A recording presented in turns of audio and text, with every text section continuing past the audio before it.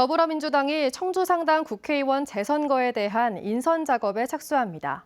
다음 달 초면 검증받은 예비주자들의 윤곽이 드러날 전망인데 전략 공천설에 대해 이장섭 충북도당위원장은 논의된 바 없다고 말했습니다.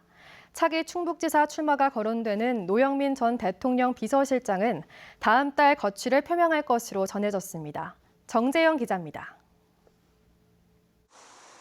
청주 상당 재선거에 도전하려는 인물은 더불어민주당 소속으로만 8명에 달합니다.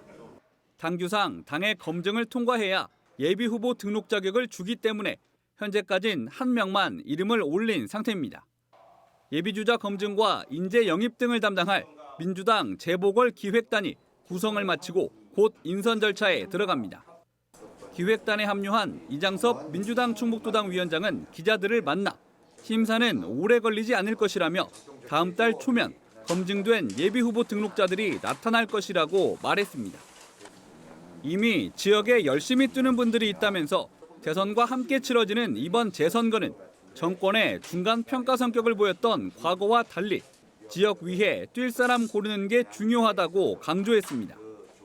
당 안팎에도는 전략 공천설에 대해서는 논의된 적이 한 번도 없고 새 인물 영입 움직임도 현재까지 전혀 없다고 보여진다며 지역 인재론에 무게를 실었습니다. 전략공천의 가능성을 완전히 배제할 수는 없겠지만은 현실에서는 조금 더 그 지역을 잘 알고 일할 수 있는 그런 국회의원 후보를 내는 것이 합당하다라는 생각.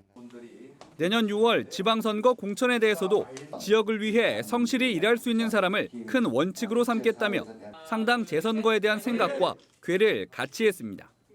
차기 충북지사 출마가 예상되는 노영민 전 대통령 비서실장 관련 질문에는 연말까지 스스로 거취를 밝힐 것이라며 이른 등판 가능성을 시사했습니다.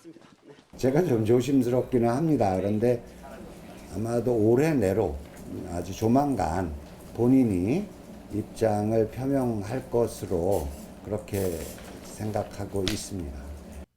상당 재선거 후보군이 사실상 2명으로 압축된 국민의힘은 윤석열 대선 후보의 의중을 반영해 늦어도 내년 1월까지는 공천을 확정할 것으로 전해졌습니다.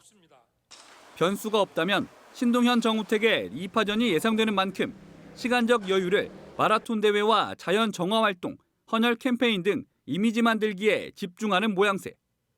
지난해 총선에서 득표율 6.91%로 3위를 기록한 정의당 김종대 전 의원은 현재로선 재도전 가능성이 낮아 보입니다. 심상정 대선 후보의 비서실장을 맡고 있는 김 전 의원은 MBC와의 통화에서 우선 대선에 집중할 생각이라는 뜻을 밝혔습니다. 한편 민주당 이재명 대선 후보는 오는 일요일 후보 확정 이후 처음으로 충북을 찾습니다.